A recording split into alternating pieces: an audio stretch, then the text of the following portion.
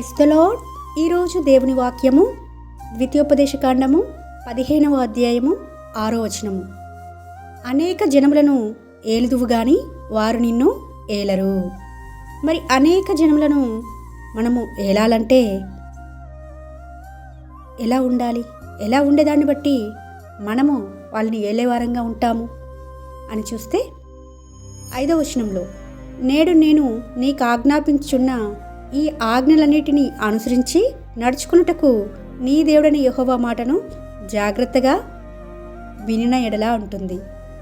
మరి జాగ్రత్తగా ఆయన మాటలు వినేవారిగా ఉన్నప్పుడు మనం అనేక జనములను ఏలేవారిగా ఆ అధికారమును మనకి దేవుడు అప్పగిస్తాడు.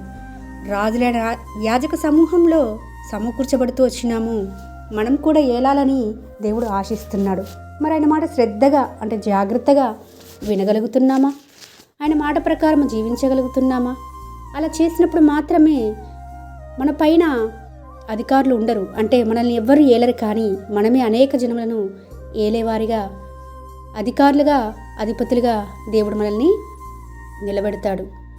మరి ఆదికాండము 1వ అధ్యాయంలో చూస్తే, నరుని నిర్మించిన తర్వాత అంటే స్త్రీని గాను పురుషుని గాను సృజించే క్రమంలో ఫస్ట్ ఆశీర్వదించడం జరిగింది వారిని.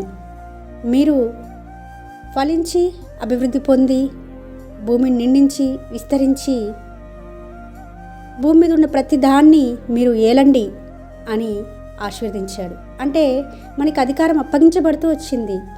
మనం సృజింపబడే క్రమంలోనే ఇంకా నరుడు అప్పటికీ నిర్మింపబడలేదండి. మనకు 2వ అధ్యాయంలో కనిపిస్తాడు నరుడు నిర్మింపబడ్డం అనేది.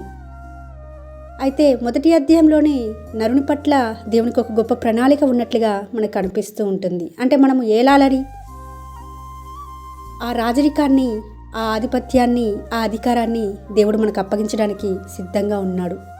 అనేక జనములను మనము ఏలాలని దేవుడు మన ఇద్దరి నుంచి కోరుకుంటున్నాడు.